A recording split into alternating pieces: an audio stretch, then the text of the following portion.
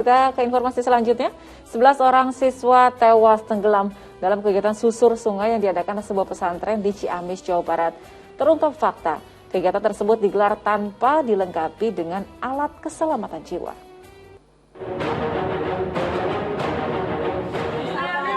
Tak ada yang menyangka, kegiatan bersih-bersih dan susur sungai Cileer di Kabupaten Ciamis, Jawa Barat yang diikuti 150 peserta dari MTS Harapan Baru Pesantren Cijantung berakhir pilu. Siang itu, puluhan orang yang terdiri dari siswa dan guru terseret dalam pusaran air saat bergiliran menyeberangi sungai. 10 orang berhasil diselamatkan warga, sementara 11 lainnya tenggelam dan hilang. Tim SAR gabungan dibantu warga melakukan upaya penyelamatan korban. Sejumlah penyelam pun diterjunkan untuk pencarian di dasar sungai. Setelah pencarian selama 8 jam, satu persatu jasad siswa korban tenggelam ditemukan. Jenazah korban selanjutnya dievakuasi ke RSUD Ciamis untuk pendataan serta visum. Pemerintah Kabupaten Ciamis memastikan dari 150 peserta susur sungai, 11 siswa dinyatakan tewas. Sementara 2 korban selamat menjalani perawatan medis. 150 orang peserta yang kembali ada 139 dan yang tidak kembali yang kebetulan kena musibah dan dinyatakan meninggal dunia ada 11 orang. Duka menyelimuti kamar jenazah RSUD Ciamis. Sejumlah keluarga korban yang datang histeris. Setelah teridentifikasi, seluruh jasad korban diserahkan ke pihak keluarga untuk dimakamkan. Rasa kehilangan keluarga korban mengiringi kepergian putra-putri mereka. Keluarga salah satu korban bernama Hansa Korenisa tak menyangka putri tercintanya pergi begitu cepat. Siswa kelas 7 yang mahir berenang itu tak luput dari maut. 2 minggu sebelum kejadian, jadi pertemuan terakhir korban dengan keluarga.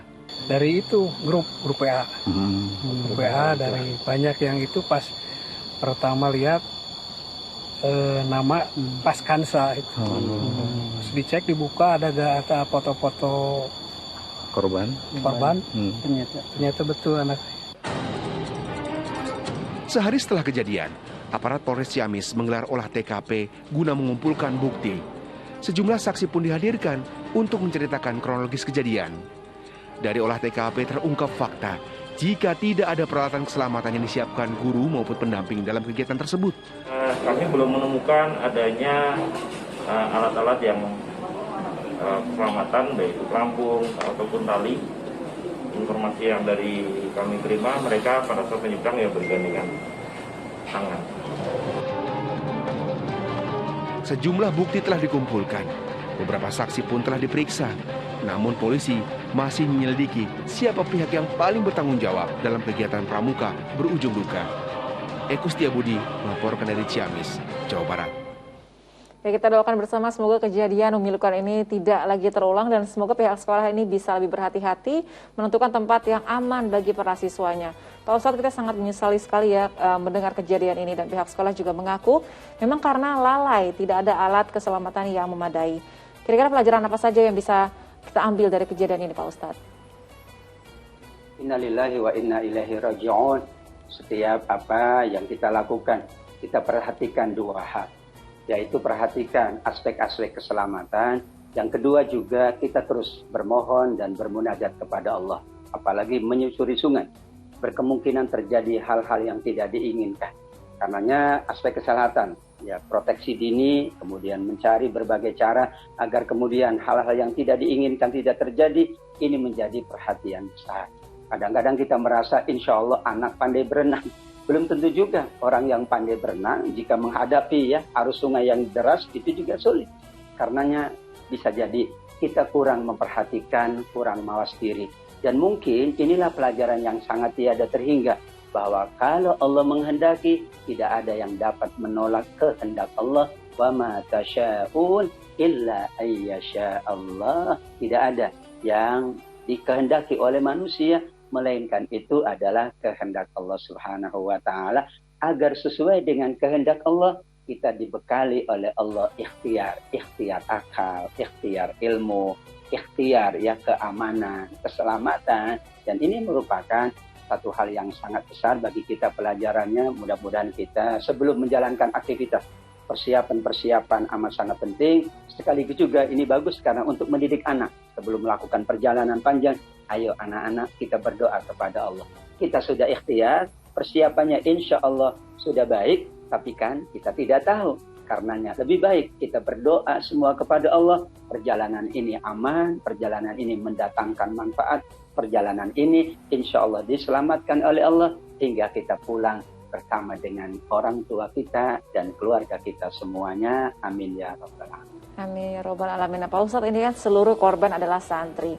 Apakah mereka bisa dikatakan sebagai seorang yang mati syahid karena orang yang menuntut ilmu sama dengan orang yang sedang berjuang di jalan Allah? Insya Allah sesuai dengan sabda Nabi, semua anak-anak tadi yang tenggelam meninggal dunia dinyatakan syahid.